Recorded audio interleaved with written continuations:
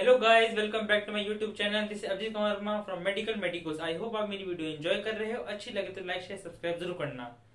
आज मैंने ये वीडियो मैंने लास्ट टाइम बनाई है, ये डेवलपमेंट ऑफ हार्ट का। मैं आपको एक तरीके से ओवरव्यू देना चाह रहा हूँ कि हार्ट डेवलपमेंट होते कैसे। ये पार्ट है आपका एम्ब्रियोलॉजी का, ये उससे बताया जाएगा, मगर मैं पूरा बता दे रहा हूँ। और आप ना जो मैं लिखवा रहा हूँ इसको नोट डाउन कर लेना। मेरे को लगता नहीं इसके बाद कुछ ही बचेगा, 0.1% मेरे को लगता नहीं और कुछ बचेगा, लगे तो एड ऑन कर लेना। मगर डेवलपमेंट ऑफ हार्ट पूरा है इसमें एक्सप्लेनेशन। तो आई होप कि मैं इसको कुछ छोड़ू नहीं, मतलब कोई पार्ट मिस ना हो डेवलपमेंट ऑफ हार्ट में। ठीक है, अब हम आगे बढ़ते हैं आगे टॉपिक पे, that is development of heart. अब से डेवलपमेंट हार्ट आपका स्टार्ट कहाँ से होता है। पहली बात तो हमको पता है, जब हम पढ़ते थे एपिथेलियल टिश्यू, हम उसमें कहते थे कि develop from all the 3 germ layer. Germ layer का मतलब क्या होता है, जब बेबी बन रहा होता है तो हम बात करते हैं एक्टोडर्म, मेसोडर्म, मेसोडर्म। ये आपका एम्ब्रियो का पार्ट आएगा। ठीक है, तो अगर आप क्या आपने पहले पढ़ा भी होगा 12th क्लासेस में, तो एक्टोडर्म, एंडोडर्म, मेसोडर्म, ये 3 जर्म लेयर होती हैं। और हम पढ़ते थे जैसे एपिथेलियल टिश्यू है वो डेवलप होता है तीनों अपनी क्या कहते हैं, तीनों जो अपनी जर्म लेयर उससे होता है। वैसे हम बाकी लोग जैसे कनेक्टिव टिश्यू है उसको हम कहते हैं मेसोडेवलपमेंट ओरिजिन है। तो वैसे ही डेवलपमेंट ऑफ हार्ट, ये इंट्रा यूट्राइन लाइफ की जो लेयर होती है मेसोडर्म, उससे डेवलप होता है। मेसोडर्म में हम लोग डिवाइड करते हैं, जैसे कि पैरा एक्सिल कर सकते हो आप, फिर इंटरमीडिएट,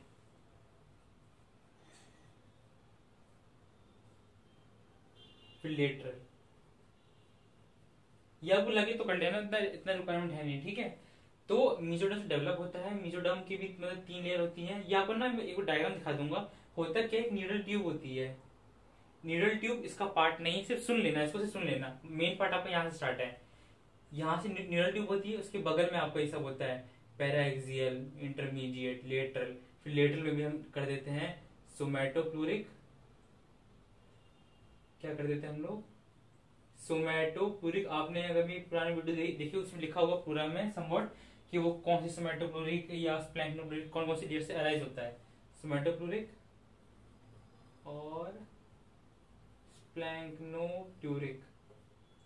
तो ये आपका अराइज होता है स्प्लैंक्नोप्लूरिक लेयर से। और हाँ, इसमें एक पॉइंट और ऐड कर लो। पहली बात तो कि ये 4th वीक से स्टार्ट होता है। वैसे मैंने 18-19 डेज लिखा है, अप्रोक्सीमेटली उतना ही है, 4-4-16, तो अप्रोक्सीमेटली 5 का हफ्ता भी होता है, तो समझ लो ऑल अराउंड 20, तो मतलब 18-19 अप्रोक्सीमेटली है। ठीक है, अब सुनना, यहाँ से आपका है मेसोडर्म डेवलपमेंट होता है आपका। उसमें भी 3 लेयर होती है आपका। ठीक है, पहला वाली क्या कहते हैं, इंटरमीडिएट और लेटरल। लेटरल भी 2 है, सोमैटोप्लूरिक एंड स्प्लैंक्नोप्लूरिक। ये आपका पैरा एक्सियल है, एक्सियल, AXIAL, पैरा एक्सियल। मैं यहाँ लिख देता हूँ para axial. Intermediate, lateral, lateral से सोमैटोप्लूरिक और स्प्लैंक्नो से आपका राइज होता है। अब याद रखना, ये आपका 4th वीक से स्टार्ट होता है और अप्रोक्सीमेटली 18-19 डेज आफ्टर फर्टिलाइजेशन। हमें पता है फर्टिलाइजेशन के बाद मुर्ला बनता था, जिसको हम 16 सेल स्टेज या 8 सेल स्टेज कहा करते थे। कई बुकों में वो 100 लिखा होता है, वो 100 किसी और रीजन से कहता है, उस वजह से नहीं होता। और हाँ, फर्टिलाइजेशन अगर आपको बताओ, हल्का से ओवरव्यू दे रहा हूँ, हल्का से ओवरव्यू। जब जैसे मान लो जाइगोट बना तो ये क्लीवेज होता रहता है, ये यहाँ से क्लीवेज हुआ, फिर यहाँ से क्लीवेज हुआ, फिर यहाँ से, फिर यहाँ से, टोटल 16 सेल स्टेज बना लेते हैं मुर्ला। तो वो उसमें आपको हल्का सा ओवरव्यू दे रहा था होता क्या फर्टिलाइजेशन के बाद। तो फर्टिलाइजेशन होता है, उसके बाद आपका डेवलपमेंट स्टार्ट होता है फ्रॉम द कार्डियोजेनिक एरिया से। सुनना, मैं बताऊंगा कार्डियोजेनिक एरिया होता कौन सा है।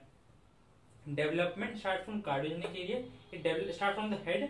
हेड 2 पार्ट होते हैं, हेड और टेल की रेफरेंस में बात करेंगे। ये हम इसे भी कहते हैं क्रेनियो कॉर्डियल। क्रेनियम मतलब हेड, कॉर्डियल मतलब लोअर वाला एंड, तो हेड टू टेल। फिर वो डेवलप होता है 2 स्टैंड कार्डियोजेनिक कॉर्ड्स। मैं पहले बता देता हूँ, ये आपका एम्ब्रियो है, ये आपका है कार्डियोजेनिक एरिया। अब सुनना हुआ क्या, ये आपका एम्ब्रियो था दरअसल, ये आपका एम्ब्रियो है। इस एम्ब्रियो का ये कार्डियोजेनिक एरिया था। इस कार्डियोजेनिक एरिया से आपके बने 2 stands, that is cardiogenic cords. ये 2 कॉर्ड्स बन गए आपके। फिर ये कॉर्ड्स बनने के बाद ये आपकी डेवलपमेंट हुई। कार्डियोजेनिक एरिया वर्ड याद रखना, ये इंपॉर्टेंट है, ये आपकी लैंग्वेज में दिया भी होगा कि वो cardiogenic area and all that. फिर डेवलप होते हैं 2 स्टैंड्स में, दैट इज कार्डियोजेनिक कॉर्ड्स, जो कि ये हैं। ये आपका 18 डेज में था, फिर 2 दिन बाद ये जस्ट ये आगे कार्डियोजेनिक कॉर्ड्स वाला। फिर उसके बाद कार्डियोजेनिक कॉर्ड्स ना, इसमें ल्यूमेन, ल्यूमेन पता है ना क्या होता है, जैसे स्पेस बढ़ने लग जाती है तो वो डेवलप होने लग जाता है। जैसे ल्यूमेन बढ़ता है तो बना लेता है एंडोकार्डियल ट्यूब। क्या बना लेता है, एंडोकार्डियल ट्यूब। तो ये डेवलप होकर बन जाती है एंडोकार्डियल ट्यूब। फिर जो आपकी दोनों ट्यूब होती है ना, ये पास में आ जाती है। ये आप दोनों पास में आने के चक्कर में इसका हो जाता है फ्यूजन। इस फ्यूजन के चक्कर में हम इसे कहते हैं प्राइमरी हार्ट ट्यूब। और यही आपका मेन है, ये primitive heart tube. Primitive heart tube आपने सुना होगा, प्राइमरी नहीं प्रिमिटिव।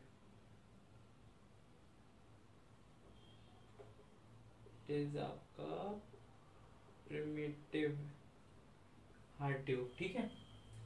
ये आपको प्रिमिटिव हार्ट ट्यूब बना लेता है, ये इंपॉर्टेंट है। यहीं से आपकी मेन डेवलपमेंट स्टार्ट होती है, यहीं से आपकी मेन डेवलपमेंट स्टार्ट होती है। और ये आप शायद 22 दिन के अराउंड कुछ होता है, ठीक है। तो इसका 22 डेज के अराउंड था। फिर इस बाद वैसे एक स्क्रीनशॉट ले लो, फिर मैं इसको इरेज कर दूंगा। यहाँ इसका डायग्राम इंपॉर्टेंट है, उसके डायग्राम में पूरी बातें चलेंगी। इसका लगे स्क्रीनशॉट ले लो। ये आपका 20 डेज के अराउंड ही कुछ हो रहा था। बाकी ये आपकी टेबल इंपॉर्टेंट है इसमें। अब डेवलपमेंट में जब उसने कॉर्ड बना ली, कॉर्ड बनाने के बाद उसका ऐसे कुछ डेवलपमेंट स्टार्ट होता है।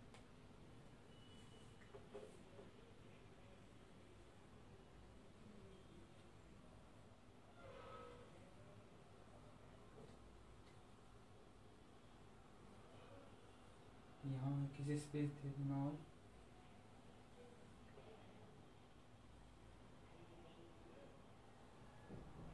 ठीक है। अब डिस्ट्रीब्यूशन स्टार्ट करते हैं इसमें कैसे कैसे बनता है। अच्छा, मैंने आपको बोला था कि डेवलपमेंट स्टार्ट होता है हेड से। उसमें उसका ना, जैसे मैंने बताया था कार्डियोनिक एरिया, यहाँ इसका होता है हेड, यहाँ इसका होता है टेल। डेवलपमेंट ऐसे स्टार्ट होती है एमटीओ के ऐसे। तो ये ठीक है, तो ये याद रखना डेवलपमेंट इसकी भी यहाँ से ऐसे स्टार्ट हो रही है, ठीक है, हेड टू टेल। यह आपका एरिया होता है बल्बस कॉर्डेस। मैं हेड से बना देता हूँ। यह आपका हो जाता है primitive ventricle, primitive atria, sinus venosus. Sinus venosus short form में लिखा हूं, ये आप अपना मैनेज कर लेना। यहाँ लिख देता हूँ साइनस वेनोसस। सुनना, पहले आपको बना बल्बस कॉर्डेस, फिर आया प्रिमिटिव वेंट्रिकल, फिर आया प्रिमिटिव एट्रिया, फिर आया साइनस वेनोसस। अब पहले बात करते हैं बल्बस कॉर्डेस की। यहाँ दिख रहे हो ना दो, थोड़ा इमेजिन करना कि हमने कहाँ से देखा था ऐसा। ये आपका समवॉट दिखा रहा है असेंडिंग आयोटा परमानेंट ट्रंक की डेवलपमेंट। मैं बताता हूँ होता कैसे। बल्बस कॉर्डेस भी 3 एरिया में बढ़ जाएगा,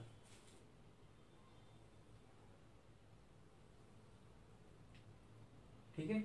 ये आपका हो गया ट्रंकस आर्टीरियोसस। आई होप कि आपने असेंडिंग आयोटा वाले टॉपिक पढ़ा होगा कि ट्रंकस आर्टीरियोसस से आपने नाम सुना होगा, तो नाम बताना चाहिए।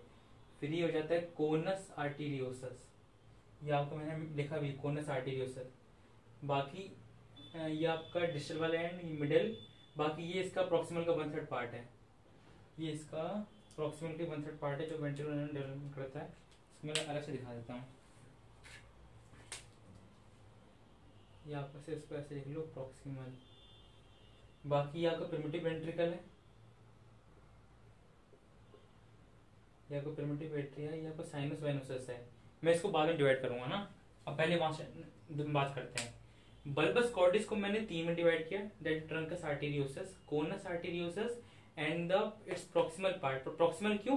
प्रॉक्सिमल मतलब जो पहले आता है, डिस्टल मतलब जो बाद में आता है। ट्रंकस आर्टेरियोसस आखिरी में as compare to primitive ventricle, तो आखिरी में तो हो गया डिस्टल, और यहाँ पे इधर। और हाँ, एक चीज और, ये मैंने कहा ये क्या है, बल्बस कॉर्डिस, ठीक है। तो ये मैंने वर्ड याद रखना कि कौन सा ट्रंकस आर्टेरियोसस, कोनस आर्टेरियोसस, ये मैंने शॉर्ट फॉर्म में लिखा है ताकि वो इतनी स्पेस है नहीं, ठीक है। तो बल्बस कॉर्डिस का यहाँ पे आ जाएगा आपको बीवी सल्कस, बीवी सल्कस, जो बाद में आपको सेप्टम वगैरह बनाएगा। मैंने शॉर्ट में लिखा है। अब सुनना होता क्या है, trunks arteriosus, conus arteriosus and the proximal part. अब इसमें होगा क्या, ये ट्रंकस आर्टेरियोसस जो ऊपर वाला पार्ट है, डिस्टल वाला पार्ट, ये आपका बनाएगा ascending iota pulmonary trunk. Ascending iota और पल्मोनरी ट्रंक, हम देख रहे हैं दो ब्रांचेस, ये असेंडिंग आयोटा पल्मोनरी ट्रंक है। यहाँ देखना, मैंने इसको क्या कहते हैं, प्रिमिटिव हार्ट ट्यूब को 4 हिस्सों में डिवाइड कर दिया है। एट्रियल एंड, इसको हम आर्टिरियल एंड भी कहते हैं, क्या कहते हैं, बल्बस कॉर्डिस को मैंने शॉर्ट फॉर्म लिखा है बल्बस कॉर्डिस, चारों बोल दे रहा हूँ। यहाँ मैं मेंशन कर देता हूँ एक बार, बल्बस कॉर्डिस। फिर आपका प्रिमिटिव वेंट्रिकल, प्रिमिटिव एट्रिया और साइनस वेनोसस। अब आर्टीरियल एंड में मैंने इसको आर्टीरियल एंड जो पीछे वाला था इसको मैं तीन में डिवाइड कर दिया। That is proximal part of bulbus cordis, फिर the middle part of conus arteriosus, फिर the truncus arteriosus part which is the distal part of the bulbus cordis. अब सुनना, जो प्रॉक्सिमल पार्ट है, प्रॉक्सिमल वाला वो बनाएगा राइट वेंट्रिकल। इसमें कुछ समझाने का पार्ट नहीं, या कोई याद रखना कि राइट वेंट्रिकल बनाएगा, ये इसका फेट है। इसको यहाँ लिखा था, ऐसे मेंशन कर लो कि क्या बनाएगा आगे जाके, ये इसका फेट है, आपको याद रहना चाहिए क्या क्या पार्ट बना रहा है। प्रॉक्सिमल क्या कहते हैं, बल्बस कॉर्डेस, राइट वेंट्रिकल, फिर इसका middle part which is the conus arteriosus, ये फॉर्म करेगा आपको smooth outflow part of right ventricle. Smooth outflow part of right ventricle, ये आपको याद रखना पड़ेगा।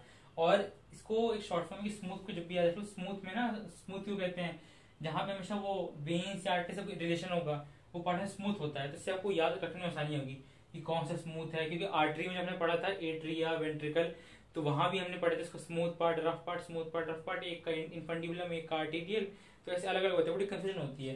तो उसको साइनस वेनेरम वाला और एट्रियम प्रॉपर वाला, एट्रियम याद, एट्रिया के बाद हो तो याद हो तो मैं उसको कंफ्यूजन ना हो इसके लिए स्मूथ ऐसे याद रख लेना।